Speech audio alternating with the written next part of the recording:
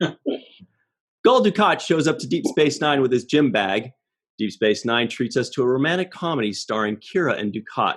And Captain Sisko spends the entire episode trying to extract his foot from his mouth. Hello, everybody, and welcome to the Seventh Rule with Cirroc Lofton. Hello, hello.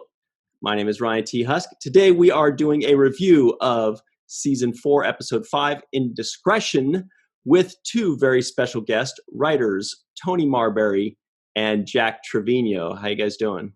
Hey. How you doing? All right. Awesome. Good to see you guys. This episode was also directed by none other than LeVar Burton.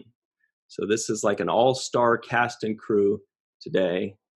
It's a good day, right? Good episode. Good fun. Always fun to have LeVar Burton participate. He's a wealth of knowledge and just a nice all-around guy. So before we get too deep into this, we do want to remind you to please make sure you are subscribed to this channel.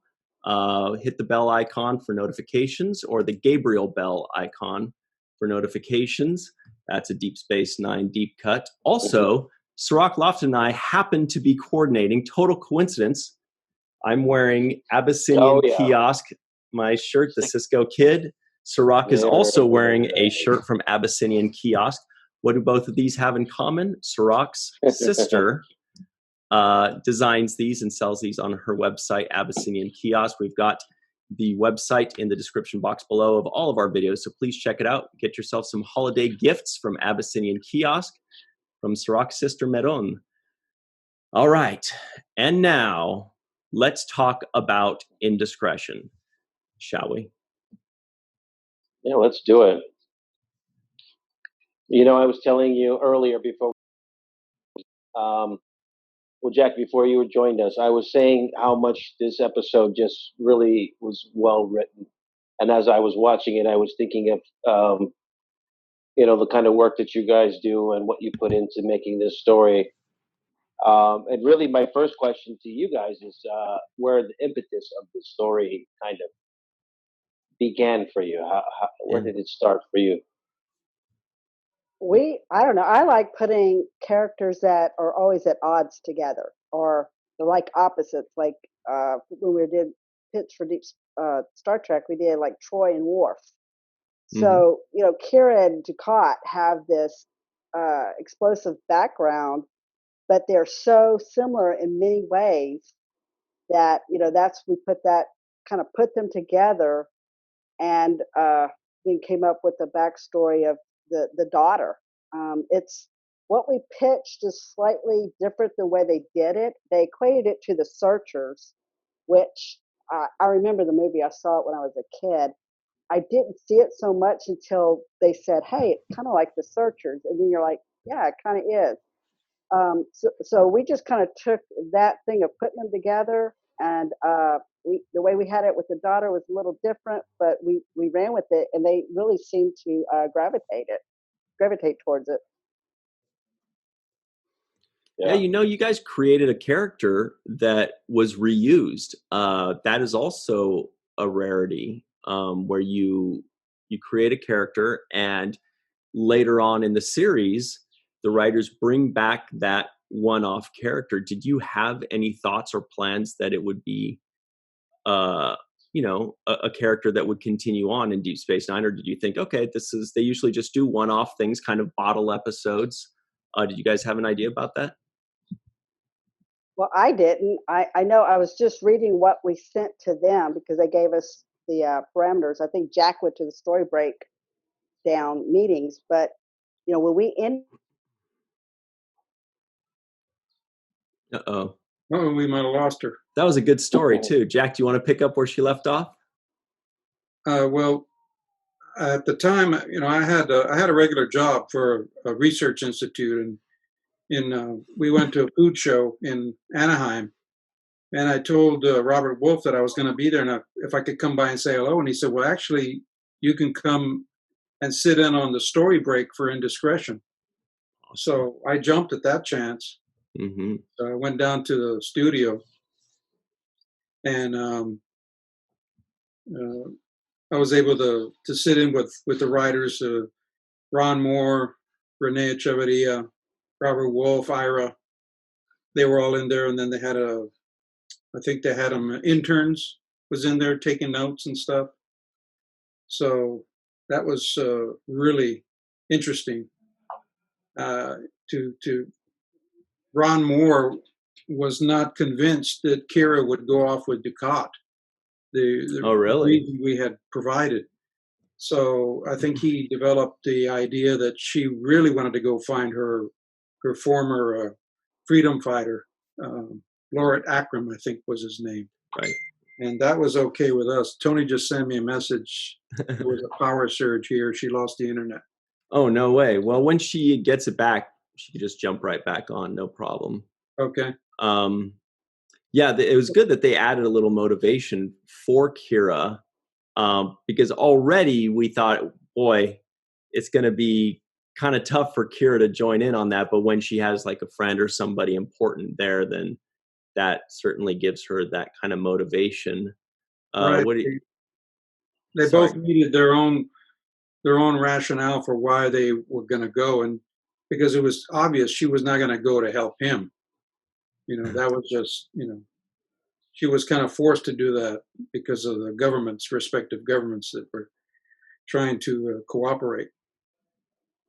Yeah, there's so many aspects of this story that I've liked. One of them is just the dialogue itself, and one of the things that they had in exchange when they were in the shuttle. I think Dukat was asking her the reason for why she was on this trip, and she mentioned, Lord Kanar, I think his name was, but as being her mentor and somebody that inspired her to join the revolution. And then we find out later that Dukat actually has the more personal reason for doing this, which he wasn't disclosing it. So I like the fact that you had Dukat dealing with this deep-seated personal guilt or issue of remorse for what he had done. Is that something that you had any kind of personal experience with, or that's something that inspired you to kind of talk about that subject? Well, my parents divorced when I was rather young. I was like about 10, 11, 12 years old. And my father had remarried and had 2 daughters. And my brothers and I had only seen them one time. And my father died when I was fairly young. I was only 18. So I never really, kept in contact with him. But I had made an effort around that time that we were starting to pitch this, or when we started pitching to Next Generation, to try to find them. And I wondered what I would say, because we had a lot of resentment because of, the divorce and stuff. But they had nothing to do with it. And then I saw an episode, I think it was called Cardassians, if I'm not mistaken, about the children of the occupation left behind from relationships that had occurred between Cardassians and Bajorans. Mm-hmm. And that's when I thought maybe Dukat had a child out of wedlock. And so I was telling Tony about it, and I would tell my colleagues at work, that maybe he had this daughter that he was trying to find. And that this fellow at work, Dr. John Frangioni, looked at me and he says, yeah, when he finds her, he needs to kill her. Right. And I said, no, we can't do that. And then I said, well, wait a minute, but we can make the audience think he's going to do that. And so when Tony and I pitched the story to Renee Echeverria, we were going along. And then all of a sudden we threw that out because he said, what's he going to do when he finds her? And we said, he's going to kill her. And we heard silence. It sounded like his pen dropped on the desk or something. He's like, oh my God, I'm blown away. And then he said the same thing. We can't do that, but we can make the audience think, as long as the audience believes that he's going to kill her, then you establish what you're supposed to do. And Cirroc, you were mentioning about the writing. We have to give credit to Nicholas Correa. He wrote the teleplay and he was, he did a lot of television shows, and he was with the Incredible Hulk. Oh, wow. Nice. With the slow walking away song. I love that show. Probably. It was like that slow walking away song when he'd walk away all dejected. And anyway, at And the end of we had every hoped, episode. I mentioned we had hoped, Mark Alemo might be on because he was friends with Nicholas Correa. So I was wanting to ask Mark if he thought that Nicholas had written any of those lines, especially for Mark's character, because Mark, I remember reading in an article that he really enjoyed this, getting out of his villainous and you saw another side of Dukat. We saw a lot of sides of Dukat that we had never seen before. Right. Yeah. Yeah, actually, I put that in my notes was, not to jump too far ahead, but at the very end, the very final scene in line was probably the first time we actually saw some genuineness and some earnestness from Dukat. Like it wasn't like,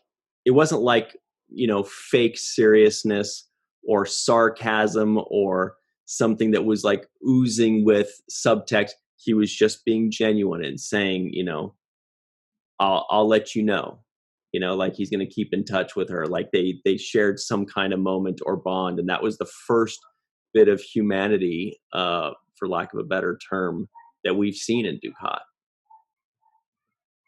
Oh, I would just actually kind of slightly disagree with that, Ryan. I think. All right, I'm ready. Here, this is Cirroc always likes to take me down with his Star Trek knowledge. No, not much knowledge, but specifically with this episode, I think that the first time that Dukat shows some humanity is in the scene that's actually behind you when he sits on. I thought you were going to say that. Yeah, when he sits on that sharp object and it gets stuck in his butt. And Kira, and Kira does this really marvelous laugh, and she says, it looks funny from here. And I thought that moment when they shared that laugh, I thought, okay, this is You're kind right. of like a bond right here. This is a moment where they can laugh about something. They can share this moment together. Yeah, you're so right. He goes, "This isn't funny," and she goes, "It is from this angle." And he says, "It's funny. It doesn't work." And the whole time she's laughing her ass off, and she says, "You have to activate it." And he goes, "Oh," like total rom-com. I was like, this is a scene of a romantic comedy. Obviously, it kind of goes in a different direction, but that was a romantic comedy scene where the two enemies. And I was thinking, and this is for everybody listening in to please chime in on this. If this were a romantic comedy with Kira and Dukat, what would the title be? I was thinking maybe like Mortal Frenemies, but I'm like, I don't know if that works. So let us know in the comments, everybody down below and in the live chat, what would a good title be for a romantic comedy between Kira and Dukat? I think there'll be good names there. Anyway. That was kind of the beginning moment for me of them kind of reaching an understanding. But one of the things that jumped out for me, guys, is as I was watching this, there's a moment there for me where I thought about some of the founding fathers here in America and how they had these kinds of extramarital relationships and right. Specifically, children with slaves and out of wedlock and these multiracial children that were kind of abandoned. Is that something that crossed your mind at all when you were kind of writing this stuff out? Gosh, that was like in the 90s. I want to say, I live in San Antonio, so we have a lot of military here. So it was never uncommon to see mixed families. So, but I know a lot of people, for them, that was just kind of, what's this all about? For me, I don't think so. I don't know about Jack. I mean, I'm just kind of, used to it. I don't think anything of it. You're with someone, you have kids, you're a family. But I mean, I don't know, Jack. I mean, is that something you were thinking about when we did this? No, I'm not sure if you had come back, but I was mentioning that there was an episode called Cardassians, which dealt with the children. That's where I dropped out. I had a power surge here. But, actually, it's more like the Nazi Germany thing. It's where a lot of the Germans, in Sweden or any of the where they occupied, those children were outcasts, you know. And just from my history, or I'm an ABBA freak. I love ABBA, but Nice. Very Anna nice. Frida, she's actually a product of that union. And I read a lot of their stuff, and you know how it's not always easy. It wasn't easy for those children either, or you know the children from Vietnam that were left behind from our soldiers. You know, those kids did not have it easy. Neither culture accepted them. So it's kind of, you know, similar with you would expect with the Kardashians and the Bajorans. Neither side's going to accept them. Well, now I'm going to take a chance here. That's an ABBA reference, by the way, for you, Tony. Take a chance. I don't know. It's a good song. I like it. I'm going to say I completely thought the exact same thing you thought, Cirroc. Like I thought that was like deliberate. You know, it's amazing that there are definitely different instances of that all, you know, throughout our history. You know, you're talking about Nazi Germany and all that. But, you know, to me and to Cirroc, the first thing that came to mind was almost like the most obvious, you know, answer to us, I would think. And it also led me to think that it would be really tough. There was a scene where Dukat says, you know, she said, Kira says, "Oh, so Dukat, she was your lover." He says, "Oh, more than just a lover. We were in love." And I would have expected Major Kira to say, "You guys were not in love. You owned her." So, you know, for two reasons. Number one, she hates him and she hates Cardassians, and she thinks you're not capable of love. You're not capable of love, which is why you treated him this way. And on the other side of that, she would think no Cardassian would love you. You were her slave master. She did not love you. Bite your tongue. She was just doing that to try to have a better life and to not get killed or something like that, you know? So that was interesting. They didn't, you know, the script didn't go in that direction because you can't fit all of this extra stuff in a 40-minute episode. But that was something that kind of my mind went off on. I don't know if any of you guys kind of picked up on those couple lines there. I remember the lines, but I didn't think that, because that's one thing I like about Gul Dukat is, yes, he's a villain, but there are so many layers to him. He's just not that caricature. There's nothing good in him. Because to me, that's not a real villain. It's not a real person. And that's why I like this. It explores that, yes, he's not a good person, but there is some type of goodness in him. There is something there. You know, you may not like it or agree with it, but it is there. Yeah, and also I want to say that's a testament to the good writing that you guys were doing, because it inspires these kinds of tangential thoughts that make you, you know, play things out in your head in different ways, different sequences. That wasn't your intention, but yet it did kind of provoke me to think about, you know, I mean, George Washington and whatever slaves he had, or whatever it was in the past. But so those thoughts started to fire off. I also started to think, what would the conversation be like when Gul Dukat shows up with his Yeah. like, good luck with that one, man. Yeah. Yeah, I don't think that would have, as a woman here and a wife, that would not have gone over well. I didn't think so. Yeah, she's like, who's that behind you? Oh, her. That's just my daughter. And the thing is, I think if he just brought home a Cardassian, plain Cardassian, she would have, I think, accepted. She wouldn't have liked it, but she would have accepted that. It's the fact that it was half Bajoran. No, never. Yeah. Now, that was great. Tony, you also mentioned saying like how you guys like to put two characters together, kind of like an odd couple where the conflict is inherent in the scene. And, you know, it is said in writing that every single scene must have conflict. Otherwise, cut it out of your script. So putting two characters together must make it so much fun, because, you know, that don't like each other, because now the conflict is already there. And now you get to just play with, okay, so what happens with the conflict? Where do we go from here, you know? Well, that, and plus, you know, even when there's conflict, you can't help but look at Kira and Goldicott. There's so many similarities to them. Mm. So, I mean, I honestly thought at some point they might actually put them together. But, you know, I think, though, Kira's hatred for him was so beyond that, there's no way. I think Goldicott would have went for it, but not Kira. Totally. Yeah, we saw that in the documentary a little bit. They touched on that, and it didn't go over well in the Naz's mind. What do you think, Jack? Would you have wanted to see Goldicott and Major Kira get it on? That was a Chris Farley reference. No, but we could make them think they were going to get it on. There was a scene, and I think it was, I want to say the Maquis, where Goldicott takes over. Captain Sisko is talking to some freight commander, and they went aboard the ship. They went aboard his ship, and you know, Captain Sisko is trying to be very diplomatic and stuff. And Dukat, they're in a runabout, and Dukat gets up and leans across behind Sisko's shoulder and tells this guy off, and he gives him like a countdown, and he's going to blast him out of the sky. And the guy says, "Stop counting."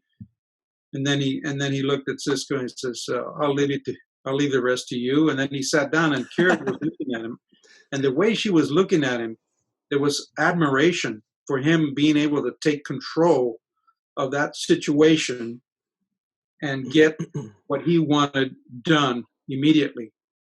And that was a scene that I thought, you know, she hates him, but she admires him at the same time.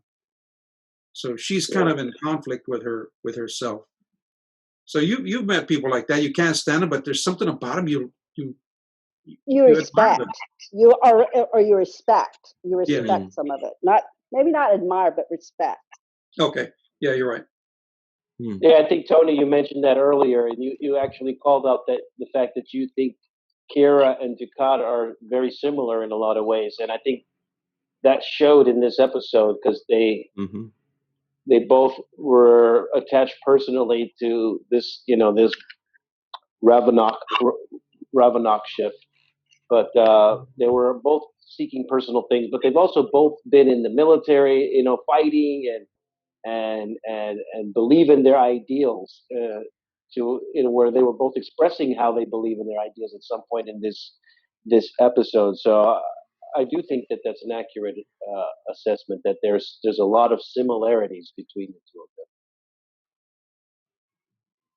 Good point. I never really considered that, or maybe we mentioned it once or twice in the past, but I never really thought how deeply that goes, because they came at things from two different perspectives. You know, Kira was the underdog and he was the oppressor. And so they have very similar personalities in a lot of ways, but they grew up in two completely different lives for that, for those personality types to come out. Yeah. Yeah, and there was also another moment in this episode where, you know, Jack, you mentioned that Kira looked at Dukat in that moment in Maquis, I think it was, but the way she looked at him, I felt like the opposite was true in this episode. The way that Dukat looked at Kira when Kira said, I already got the command codes from Bajoran intelligence. Yes. Right? And there was a look where he was kind of impressed. He was like, wow, this girl's good. I like her. Yeah. Let's talk about that a little more on the other side. We're going to take a quick break. But before we do want to give a quick shout out to our friend, Mr. Bill Erickson. He's out in our YouTube chats always as War Dog Heim. He's doing something for Movember where he's raising funds for men's health. His goal is $1,000. He's currently at $345. We'll include the link in the description box below. He says, my personal motivation is that men don't talk about this kind of thing without prompting. I like to start a conversation, and this is a great reason to reach out. Globally, 1.4 million men are diagnosed with prostate cancer each year. Movember is working to have that number of deaths from prostate cancer by 2030, and I want to help them get there. Help me stop men dying too young. So definitely check out the link below, see if we can get that goal up to $1,000 for a good cause. And we're going to take a super quick break. We'll be right back on the 7th Rule. Hey, everybody, and welcome back to the 7th Rule with Cirroc Lofton. Hello, hello. We've got Jack Trevino and Toni Marberrry with us, writers extraordinaire. And we're reviewing, as you know, Indiscretion, Deep Space Nine, Season 4, Episode 5, directed by LeVar Burton, by the way. We should talk about that in a moment. Real quick, our trivioids that may or may not have made the cutting room floor. I was already reading about Tholians. The Tholians are after Razka Karn. Trelos Vren was arrested on the promenade outside the Klingon restaurant for 4 counts of petty theft. Sisko doesn't think Cassidy is looking to get serious. Boy, was he wrong, right? Dukat shows up to Deep Space Nine with his gym bag. We did that one. Dukat admits that he always admired Kira. Minister Azin offers Cassidy a job before the interview was even over.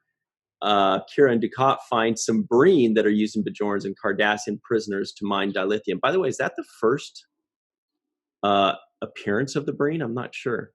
Kira does her best Princess Leia impression. Captain Sisko spends the entire episode trying to retract his foot from his mouth. And Jake is a smart boy. He must take after his mother. Guys, Princess Leia impression. What do you think? Did she look like Princess Leia in Return of the Jedi?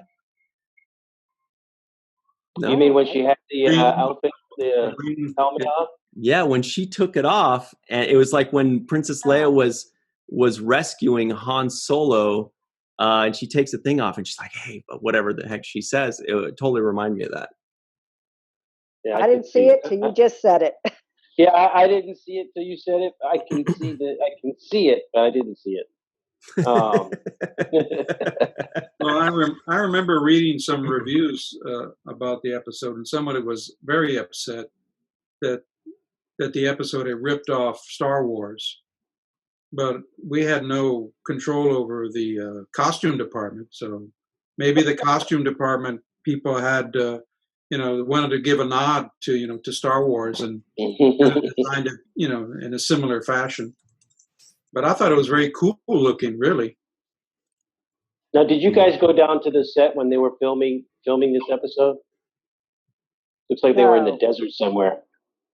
No, we actually met LeVar Burton when we went down to pitch, and they were filming, Jack, the episode with the union. Bar Association. The Bar Association, and LeVar was directing that one. Okay. And stuff. And he actually said, "Oh yeah, we had fun doing it." And what really I remember that just made me smile so much is when he was walking back, he turned back around and says, "Oh, you guys did Little Green Men too." I thought, wow, okay, that just stays with me. And Jack, of course, wanted to go to the bathroom and follow him. I'm sorry, Jack, I'm embarrassed. He just wanted to say hi to him. I was like, no, man, you can't go to the bathroom with LeVar. Uncool. Jacques Gravitt, production associate. Do you remember him, Cirroc? Jacques Gravitt? Oh, I thought you were saying something else. Sorry.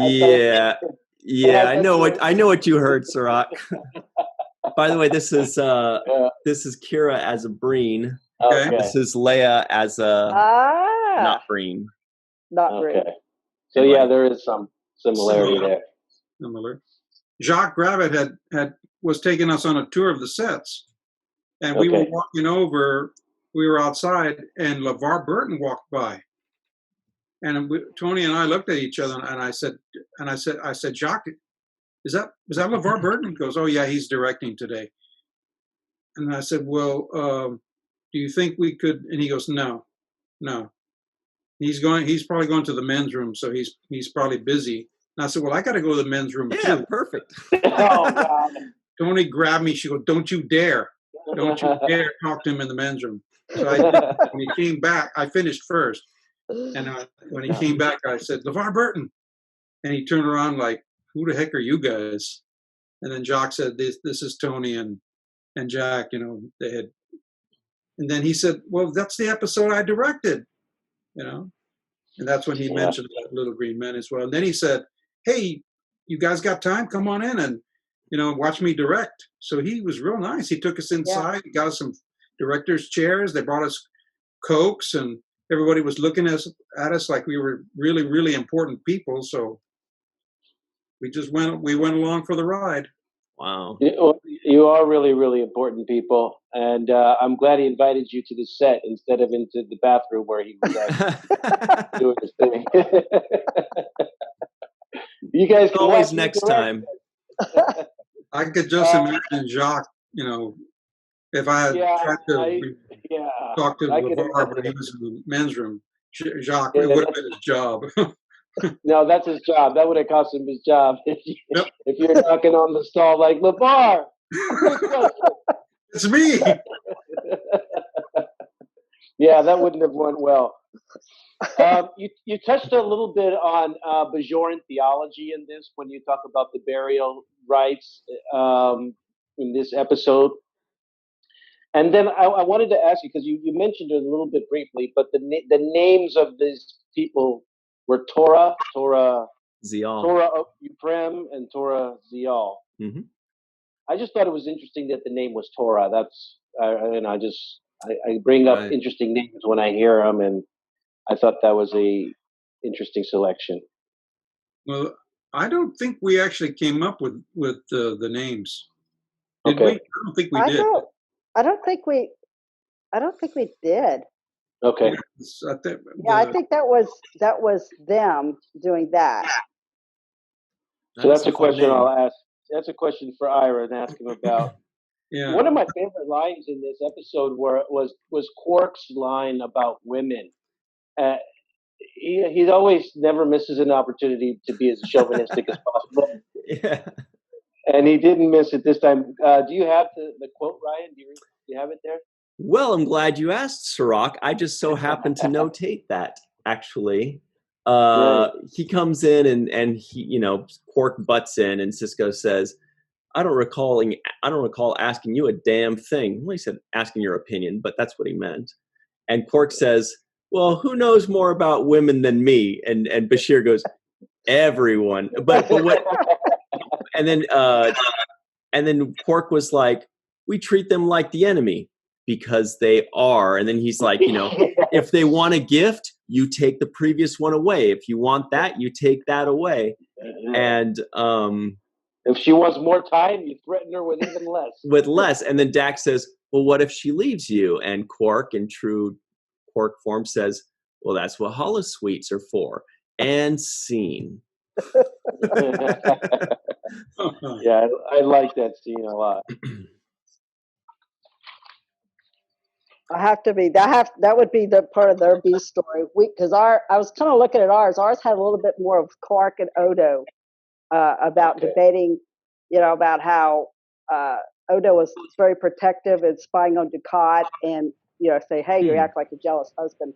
So they just kind of went with that other storyline, which is good. I enjoyed it. Like I particularly enjoyed your scene with Sisko at the dinner table when you're like, Nog and I were discussing. Yeah. Ding, ding, ding. Yeah. Tony reminds us we do have a NAM, which is a non-appearance mention for Nog. What we do is we believe that characters continue to get growth even when they're not on the show. And in this case, like you mentioned, Tony, Nog was mentioned. He got a non-appearance mention from his good buddy Jake. So that's another non-appearance mention. We are keeping a tally, by the way. And I believe Nog and Rom and Keiko are tied for first place with 8 now. But anyway, that was a great scene. That was. It was really good. The stuff between you and Avery was. I was laughing still, and it's been 25 years. It's still funny. And interestingly enough, I actually remember that scene and remember those moments. I didn't remember that LeVar was directing in that moment, but it certainly makes sense because there was a level of comfortability. And when you are comfortable with the director, it just plays out a lot smoother. I thought that the Nog and I were talking about what you need to do, Dad reference was really great. I also thought it was funny when he calls his dad scared. Oh yeah, it's because you're scared. it just labels it as, you're being scared. So I really did like that scene. Because it shows that not only, like you say, keeping characters alive and growing when they're not there, but it also shows that, like any other kid, they go and they talk about their family's business with their friends and saying, hey, my mom's doing this, my dad's doing this. What do you think? And it's kind of, that is what would normally happen. So it's a level of realism to me that makes sense. Yeah, I wish I could say we did it, but we didn't. But it was good. Well, you can take credit for it. Yeah, it's a great B plot. Jack, Tony mentioned a little bit about the B plot you guys were kind of working on. Do you remember any more of what could have been? Nope. All right, then. I don't even remember pitching a B plot. I just remember pitching the main story. Okay. Well, yeah, but we had to write the story that we sent in. So, I mean, we wrote a story, and I guess the B plot was Odo following Kira in a runabout because he didn't trust Dukat. That was more of our B story. So it involved Odo more, kind of following with Sisko's permission. He went to Sisko. So that was more of our B story, but there really wasn't any character development or anything going on. So I could understand why they, ours was there, but, adding the Cassidy Sisko thing, develop those characters more while the other stuff was going on. Well, obviously they wanted to take the opportunity. Where can we make this fit in the story? And they said we can do this to balance out the really dramatic, suspenseful portion of the Dukat and Kira portion. So yeah, I think that worked well. Yeah. Yeah, I was really happy they did it. Right, Cirroc? I mean, it was great to see not just the character development and the storyline progressing with those characters. I think that was just Cassidy's third appearance.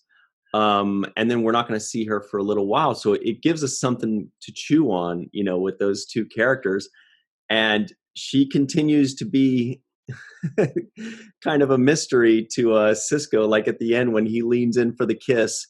And she left him hanging so hard. I had to go back and rewatch that because I wrote it down. Because of his reaction was glorious.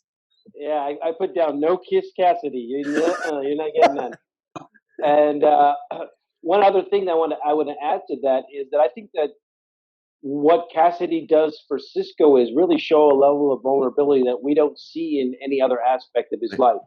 He's so commanding. He's always in charge. He knows what he's doing. He's on top of things, or he's thoughtful. But in this particular, when it comes to, I guess, love or relationship, he becomes really awkward and self-doubting and vulnerable and in need of advice. And, what do you think I should do? What do you think I should do?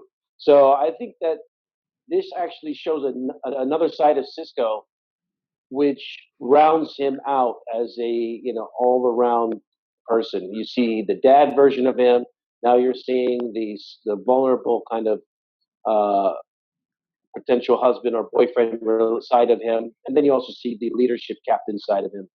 So I think that this is another aspect that opens up his character's profile to another degree. But I wanted to talk a little bit about this scene with Kira and Dukat. I thought the moment where Kira says, "If you hurt that girl, I promise I'll kill you." She delivered that line, and that scene with the backdrop of the sand behind her, that was like a poignant moment. And I think that she knocked that out of the park. I just wanted to highlight that. Yes, I agree. Totally believable. I mean, and that's the thing with Kira. She says what she means, and she follows through. So yes, I totally agree with that. That's true. There's never any subtext in what Kira says. You don't have to guess how she's feeling. You don't have to interpret her sarcasm or her innuendo. She's extremely clear in how she feels and what her intentions are. Yeah, the difference in what they did and what we wrote was the fact that we they had him say, she knew up front the child was the half child, half. We had it where she didn't know that he told her, he kept telling her little bits of the truth, saying, well, it was my wife and my oldest daughter. So she, in our story that we wrote to them, we had her believe the whole time she was a pure Cardassian. So she had no idea he was there to kill her. It was strictly a rescue mission until, where you would see the neck outline. And then when she turned, I don't know. Sometimes I wonder if that had been better where, like the audience, we're cheering us for the same, where we see, oh my God, this is not a rescue mission. I sometimes wonder how that would have played out if we would have been in the dark until that moment where Kira realized what was fixing to happen.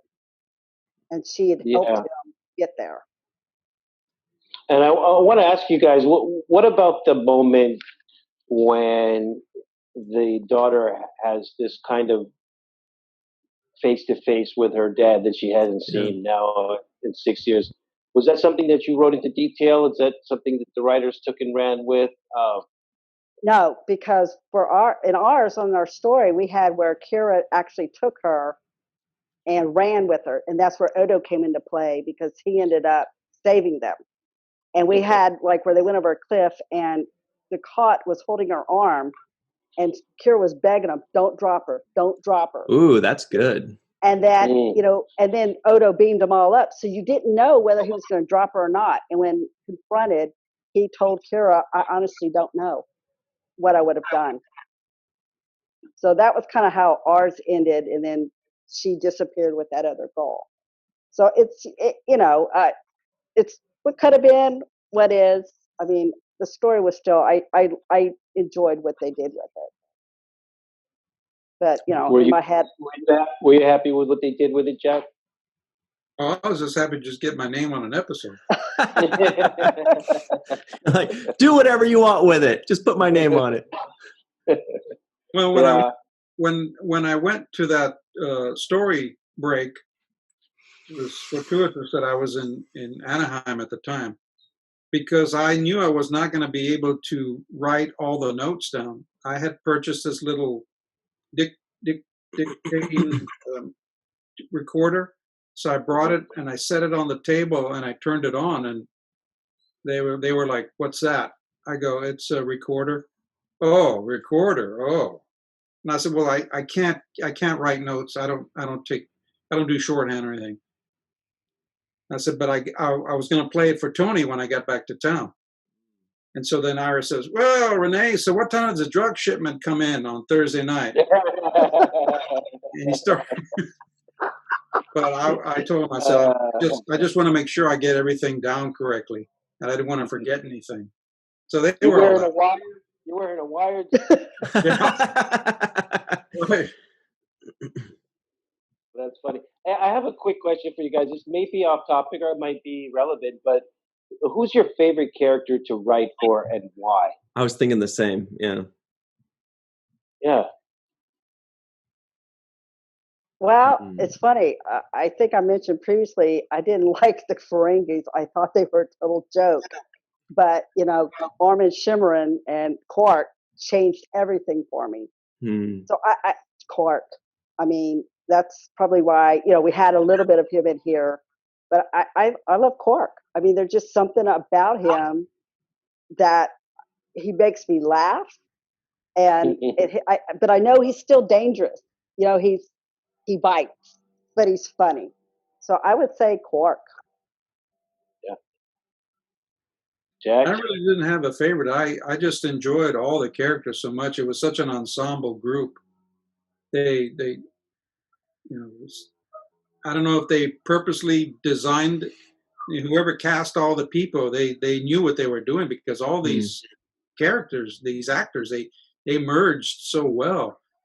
In my mind, I actually believed that there was a Deep Space Nine out there, and these were real people, and we were just spying in on their everyday lives, however extraordinary they were. So I just enjoyed all of them.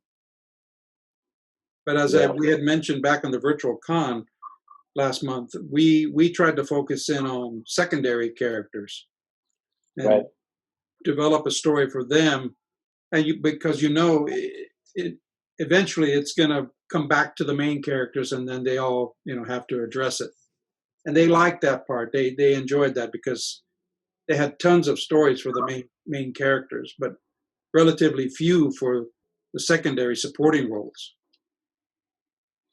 Yeah, and you mentioned the teleplay done by Nick Correa in this particular one. Right. Yes.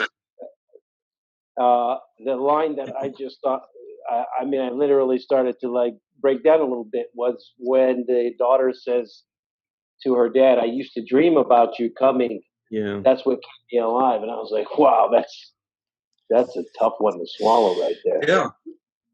That puts a lump in your throat every time you watch it. Yeah. Now, what if she says, "I used to dream about you coming to save me, and that's what kept me alive"? And he went, cool story. Like, I'm glad you stayed alive for this moment. No, but you're right. That was really good. I had to write that one down because that was one of those moments that really gets you, and you have to stand up and take notice for that. Yeah, that lump in your throat, just like you said, Jack. Yeah. He just starts forming, and you're like, why am I getting emotional right now? And like Tony said, that in the end of the story, Kira takes her, but eventually they went around to Kira, gaining guardianship over her in the subsequent episodes. Hmm. And I think it's interesting that you pointed out that the Nick and Marco Limo had a relationship, because in some ways the Dukat lines were almost, tailor-made for him, as if he knew how he was going to deliver them and what he was going to get out of it. So I felt like he really had a good grasp of Marco Limo's abilities. Hmm. Yeah, it's beautiful. A lot of his lines were just so well written for him. I mean, it seems like he can deliver any line well, but clearly sometimes people are writing specifically for Dukat and specifically for Marco Limo playing Dukat. Zial also had a little bit more in that scene, which was when she said, when he pointed the gun at her, and she said, "The Cardassian prisoners told me this would happen, but I didn't believe them." That's the line that preceded the one you said, and that one also got me because she's making him think like they knew what was going to happen, but I had faith that my daddy loved me, and he's just like, don't say that, man. Like, I got the mission to accomplish here, making it so hard on me, but beautiful. It was great. Yeah, and the line that I really thought was tailor-made for Dukat was when Kira says that's an order, Dukat. She basically tells him that's an order, and his response was, "I hate to refuse it, but I'm afraid I'm going to have." So it was typical Dukat. Right. And it was like he patted her on the head. Yeah, exactly. Like, yes. I knew you would say that, but it's not going to happen. You can file a complaint when we get back to Cardassian or something like that. Mm-hmm. So we've only got a few minutes left here before we do have to go. You guys have any final thoughts on the episode or on your experience in the pitching room? Well, that was our first, both of ours. I mean, I sold a concept that meant you didn't do anything, just said thank you.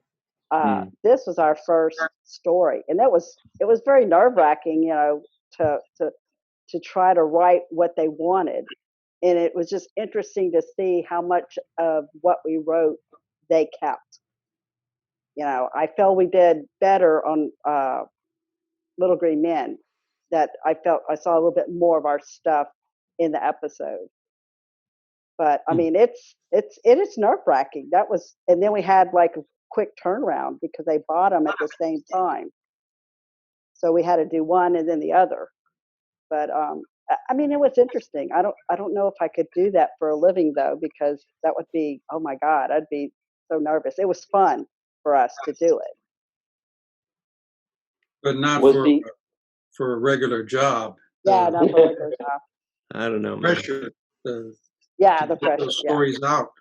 You know, that's why Michael Piller opened up to outside pitches, because they had so many things they had to do just to make the whole thing work. Not just writing. There, it turns off your creative juices, and to get all these ideas from these outside writers, and then you pitch it to them. And Rene Echeverria, I mentioned him earlier. He was saying, I can see the whole story. He sees it in his mind.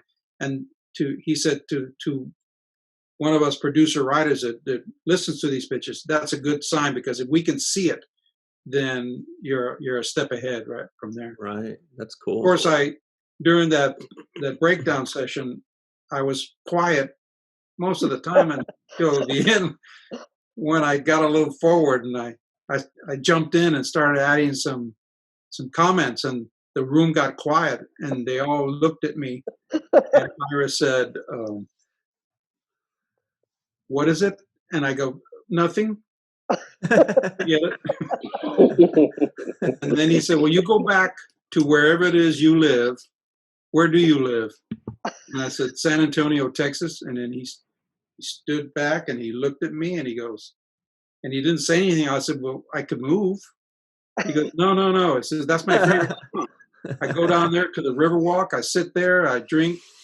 Then I go over to Brackettville and go visit the old Alamo." And that's when we found out from Robert Wolfe that Ira Bear was a huge Western fan, especially John Wayne movies. And that's when Robert said, "Look, it's the Searchers." And we were like, "But it's not." He goes, "It's the Searchers. Trust me." So we said, "Okay, it's the Searchers." Wow.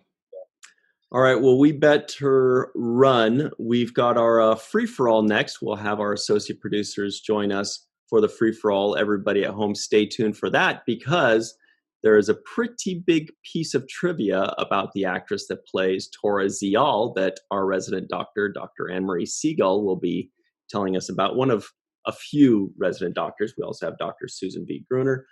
Special thanks to Carmen Shamwell, PJ Thomas, TJ Jackson-Bey, Bill Victor Arucan, Yvette Blackmon, Dennis Koch, Homer Frizzell, Eve England, Anne-Marie Segal, Titus Mohler, Tim Baum, Susan B. Gruner, Rex A. Wood, John Tufarella, and Robert Weissburg. We will be right back on the seventh rule. But before that, thank you so much, Toni Marberry. Thank you so much, Jack Trevino. We hope to see you again. You guys were awesome. Thank you. Y'all have a good day. Thank you. And Thank thanks you for so writing much. an awesome episode. All right, great. Well, we'll be right back on the seventh rule. Hey, everybody. Welcome back to the seventh rule with Cirroc Lofton. Hello, hello. We have a bevy of excellent associate producers joining us right now. Commander Homer Frizzell, Eve England out in Wales, TJ Jackson-Bey in Missouri, Commander John Rhino Tufarella, Yvette Blackmon, Susan V. Gruner, Mayflower descendant. We've got Malissa Longo, Dr. Anne-Marie Segal, Katie Carr, Twitterer extraordinaire, and Mr. Titus Mohler. How you guys doing? Okay, great. All right. Good. Good. Looks like the energy level is low right now. Super. Fantastic. Ryan! Homer's got an awesome Some of that background Romulan ale will help. Ooh, I Like that. relevant there's to like the a breeze episode. chasing you. It's Yes. Mark Alimo. By the way, Anne-Marie Segal, you've got some trivia about the actress that played Tora Zial, right? Well, no, actually, I have a trivia conundrum where I'm trying to figure out why she's only in 2 episodes and then replaced with 2 more Zials. But I thought it might be like the makeup, but then it turns out she's in an episode of Voyager and an episode of Enterprise. Like not in as heavy makeup, but also makeup. So I need to find out more about that, unless anybody knows. Right. She was a Torellian in the 7th season of Voyager and an Orion in Enterprise, I believe. And wasn't she the one who was on the episode Drive when Tom and B'Elanna get married? Yeah, Arena, I think. Yeah. Oh, Or when they get engaged. Drive. Did they need an actor who was a little bit older, since there was going to be a possible relationship with Garrick? Yeah, I was thinking about that when they mentioned that she was 13 in this episode. No, she was 13 when the ship went down, I think. Right. So She's 19 now. Yeah. Yeah. What a relief. That's better than the Mayflower.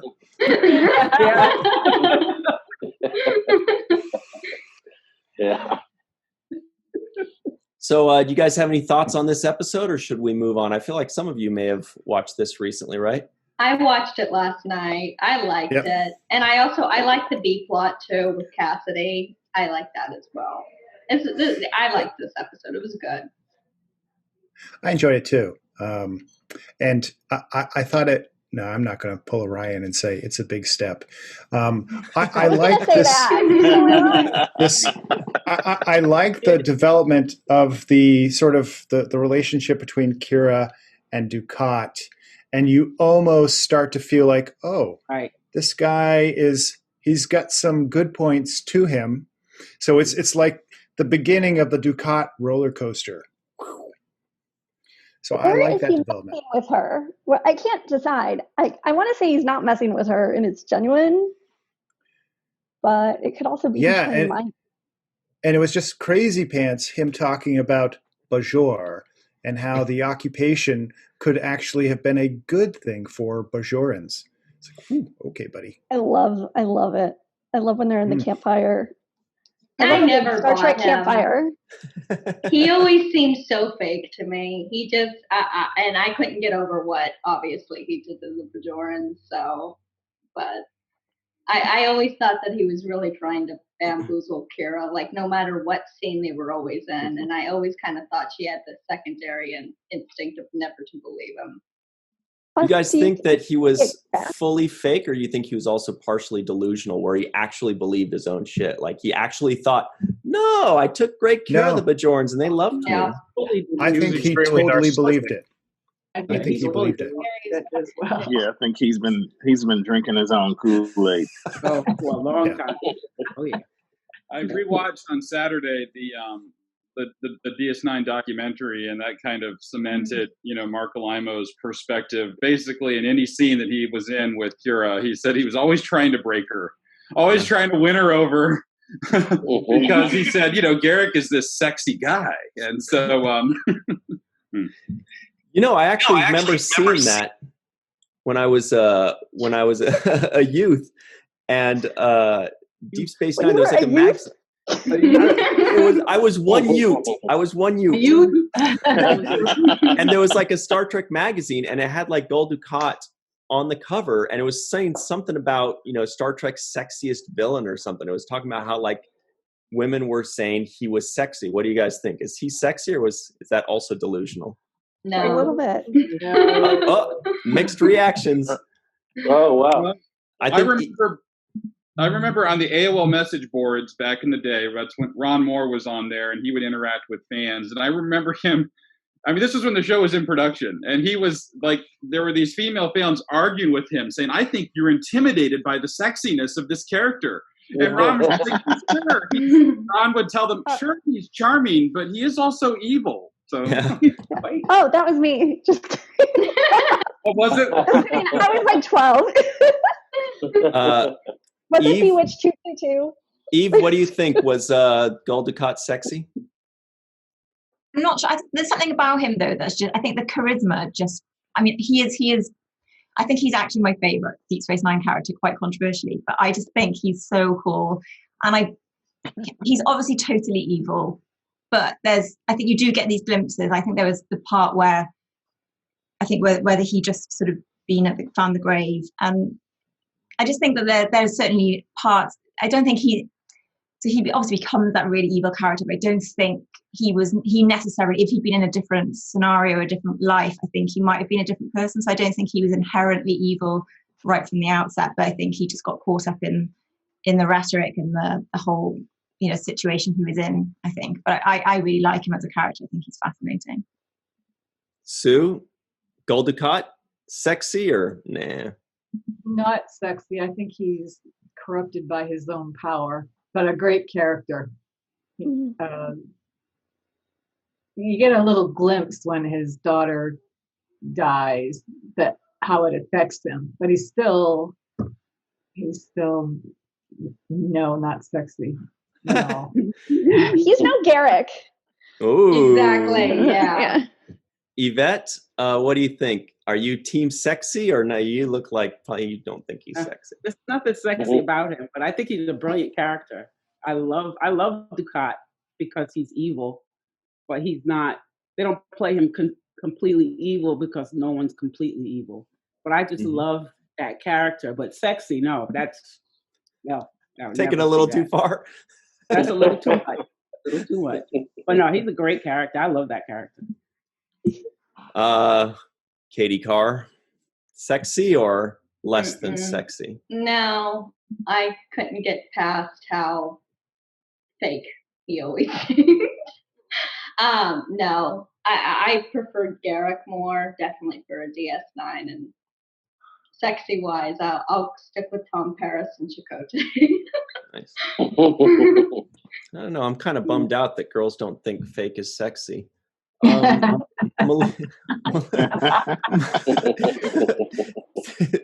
laughing too hard at that one. Malissa, what do you think? Is Dukat sexy? Absolutely. No, I'm kidding. That was no. And I do think that he drinks his own Kool-Aid. He believes in bullshit. And I think that he does think people worship him or want to worship him. They just haven't realized it yet, So, and I do think he's a fantastic character because he isn't completely evil. There are, spatterings of gray in there for his character, and there are times when you hope that he's going to, change his tune, but then you realize that he's always going to make the wrong decision. He's always going to make the decision that benefits himself over everyone else.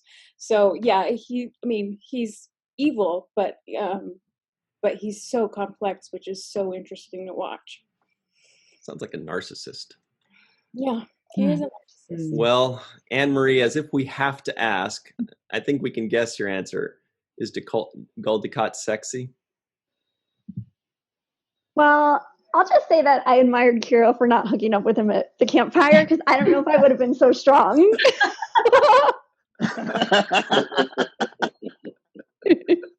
Oh, Anne-Marie. It's so romantic. But Quarks obviously is the sexiest on the station.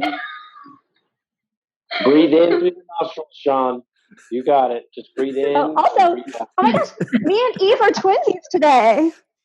Hey, almost me. Nice. The new chat pack shirt from Mr. J.R. Poole. Right. Good shout out. J.R. Poole designed it completely on his own and sent it to us as a gift. Yeah. By the way, Cirroc, you've got a gift coming from J.R. Poole coming in the mail. Sweet. Yeah. Sweet. It's a baby elephant. No. Oh. Like Malissa got so upset at that. Right. Right with mine.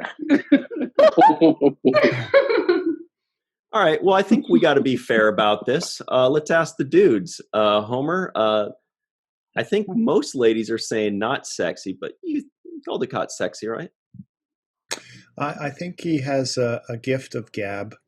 And I will say that, and I apologize if this is a bit risque in advance, but it was like the smallest camp shovel ever when he was working on those graves. And I don't know if that says something about him and how endowed he is or not. Yeah. Damn, Homer. You're going to follow that? Okay. You go. His shovel's too little. He's got a little shovel. He's got like the smallest shovel ever. For a tall guy, he's got a little shovel. Anything. Yeah. Yeah. The question is, what did his shovel have like the Cardassian neck nape going on? Not that I saw. It looked like a very plain, fairly square, small shovel. Okay. But it was shiny. It was shiny. You guys are killing me. Okay, so obviously unused. Yeah, it wasn't ribbed. I don't know, John. John, would you like to tell us if you think Dukat is sexy or not, or do you want to talk about the size and shape of his shovel? Well, the thing is, he's wearing tight pants in this episode, and you get a glimpse. His shovel? Sexy, definitely not. Oh wow. No. I won't go along. He is an extreme narcissist. He's pretty good at conning people to get what he wants, and has a god complex. I think he would fit in perfectly in our current political climate in the world as it is. But yeah, no, definitely not sexy. So that's a maybe, it sounds like. Sure. TJ, what do you think? Gul Dukat sexy, not sexy? Well, I think that Kira was looking as good as ever in this episode. That's totally not the question. That's not the question. Is the answer we needed, though. Let's see. All right, let me get back on track. Okay, so yeah, Cassidy was looking great as always. Always also, not the question. Dukat, I mirror everybody else. Super complex character that totally, believed in what he was doing. I think he had a lot of like back and forth. Not that he just wanted to be evil all the time. I think in the times where maybe he was with Kira, like he really believed that he could win her over, and he was trying to. I don't think he was just trying to get one over on her. Like he thought he had a shot, and and it's just that too bad that Kira wasn't played by Anne Marie, because when she killed her, telling what would have happened. Yeah, that scene where she pulled the spike out of his butt would have gone a little differently.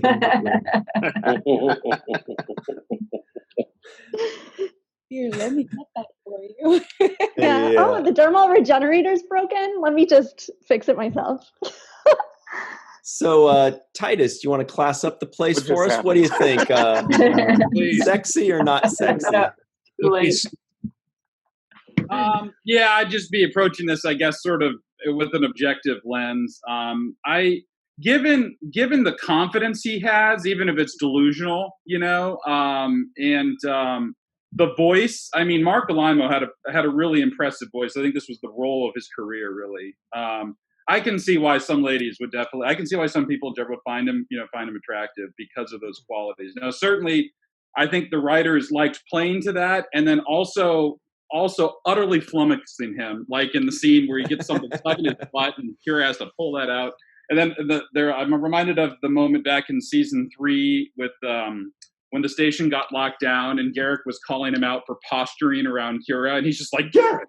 I think they loved embarrassing him, but they also played to his strengths and his self-confidence at times. So I can certainly understand why that played with some ladies, because they appreciated. Maybe they also saw him as in his moments of vulnerability, maybe he could be turned. Maybe they could fix him or something. I don't know, but I certainly think he has the confidence that he projects and everything, and the voice also helps. That Yeah, I can see some of the argument there for sexiness, but certainly the overwhelming opinion I would end up with is whatever everyone is saying is that yes, but evil. So avoid it. But evil. Well, Cirroc, it sounds like it's very 50-50, very mixed in this group of sexy or not sexy. You want to break the tie for us? Math are you doing? It's that new math. It's that new math that they're teaching. Common Core. Well, Ryan, I think there's nothing sexier than that man that's lurking over your shoulder. What's sexier than that face right there?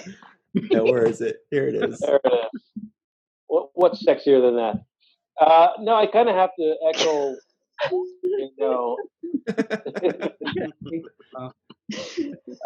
going to That's either echo pull it out or put it in moment right there. Yeah, that's a put it. Yeah, I'm going to echo what you said, Titus. I think that certain aspects of his persona could be found as sexy or attractive, like the confidence, a little bit, maybe even his power, the power that he has, and even the way he talks, a little bit of the phraseology, the charming that he has in his communication skills. So he has a little bit of charm in there too. So I could see that. But I don't think that he is aware of how we perceive him as such a villainous, like evil person. So from our perspective, we can't discount that. We can't look past that. But from his own perspective, I think he thinks he's very sexy, and I would see why he would think that. Right. And delusion is sexy, right? I don't know about that. I have a thought. What would have been really, really neat to have seen would have been the Intendant Kira and Mirror Universe Dukat as a couple. Oh, yeah. Wow. And that would be fireworks. You're right. Mm-hmm. Who do you think would eventually be the alpha in a relationship between the two of them? Who would be the dominant one if they were to get together? Kira. Yeah. Yeah, the Intendant. The Intendant. Yeah. Yeah. Nobody's pushing the Intendant around. It's not happening. No, and when she was done with somebody, she was done with them. And they do it. Yeah. So we have a few minutes left real quick. We've got a good rapid fire question to knock out in 20 seconds or less. This was kind of like, this scene was kind of like Deep Space Nine's version of a romantic comedy. It didn't go in that direction, but it seemed like it was a scene that was taken out of a romantic comedy where two people hate each other and the dude's in an embarrassing spot and then the girl laughs at him and then they share a laugh and whatever. But in this show, they go back to hating each other. But in a romantic comedy, they wouldn't. So what two Star Trek characters would you want to see put together in a full-on romantic comedy? I'm going to start with Homer. The same series, or can they cross series? Any series, anything. Let's start with Homer because he seems to be the most annoyed by this question. Yes, I am.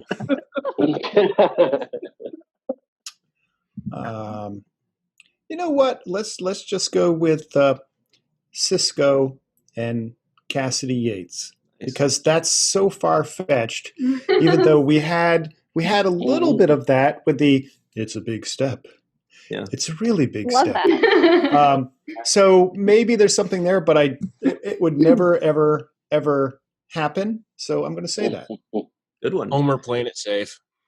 What about you, John? I can't wait to hear yours, John Rhino. So 7 and Data. 7 and Data. Fun will now commence. He's fully functional. Yes, he is. Yeah, is that what the title of it? Would it be called? Would it be Fun Will Now Commence, or would it be Fully Functional? Either way, it works. Take your pick. Or either way, it works.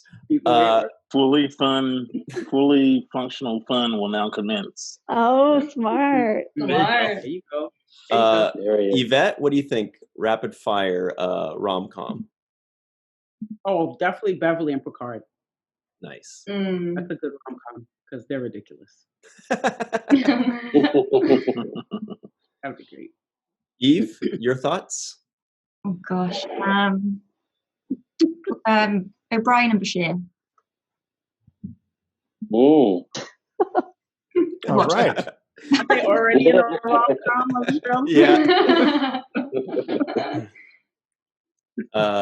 TJ Jackson-Bey out in Missouri. Well, since she went with O'Brien and Bashir, I'm gonna twist that a little bit more and say Hoshi and T'Pol. Ooh. I would watch that. Yeah. Do you think Hoshi would just constantly like psychoanalyze T'Pol and like T'Pol would try to say things seriously and no? No, I think they'd have a great time doing languages and science and all kinds of the stuff that they do. You know those things that they do. What about you, Susan B. Gruner? Susan B. I'm trying to Gruner. think of who I would with Q. So I'm thinking Q and Q and the Intendant would be interesting. That would be interesting. Saucy. That's a great one. Melissa, your thoughts? That was good. Rom-com. I'm thinking T'Pol and Jadzia. That's a good one. Trying to picture it. Not like that. I mean, like the writing. I was going there sometime. You know what? I have an Anne-Marie answer too. Okay. Oh, yes. All right.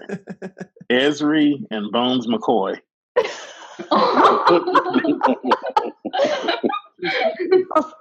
I maybe will watch it. Anne Marie, do you have one? I actually think Janeway and Q because I love them together. They are good. They were good together. I'd want to see way more of that. Katie Carr. I'm going to go with Chakotay and Seven because I absolutely adored them. And I just got done rewatching the episode One Small Step when she was like doing the computers down like in engineering and it was messing up his interference for the communicator. And he went down and he was like, basically, what are you doing? And she's like, Lieutenant Torres wouldn't allow me or something like that. And I always loved kind of like her logical and his like more at ease personality, and I think that would be something very interesting to see and funny because Seven was very funny. Yeah, and she just didn't know it.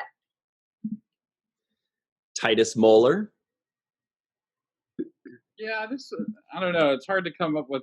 I guess I was thinking Alana because I think she just would have a strong reaction to almost whomever she was with. So I was trying to think of the right combination there. Maybe B'Elanna and Kirk. I hadn't even thought about the original Kirk. Wow. Interesting to see how they would get along.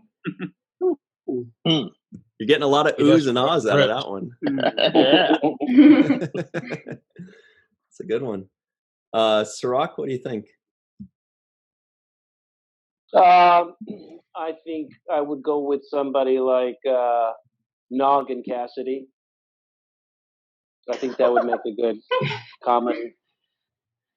Just because Sisko would be so pissed that his girl left him for Nog. Or there's the other foot drop. So Nog could be your dad, your stepdad, sort of. Yeah. Oh yeah, he would tell you what to do.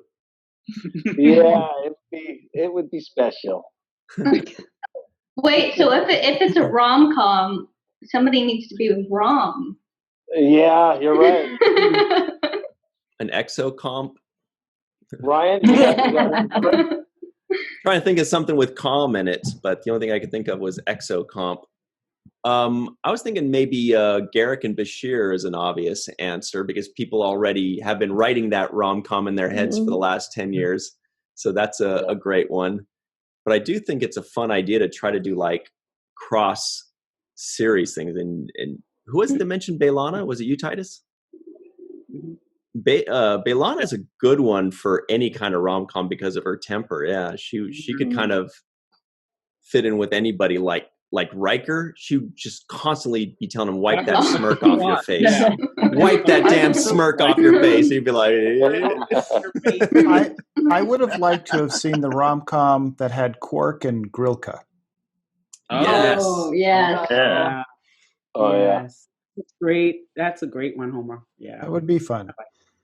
Yeah, that would be good. How about Vosh and Barkley? Oh, that would be hilarious too. That would be funny. Or you could have Lursa and Bator and Worf. That would be interesting. Yeah, I was just going to say Bator and Worf. Yeah. I love They her. tried hooking up with Picard at one point. That didn't work. No. So when Cassidy and Nog were mentioned, it reminded me of the Fascination episode and Rosalind Chow's great reaction to Quark coming on to her. What? That was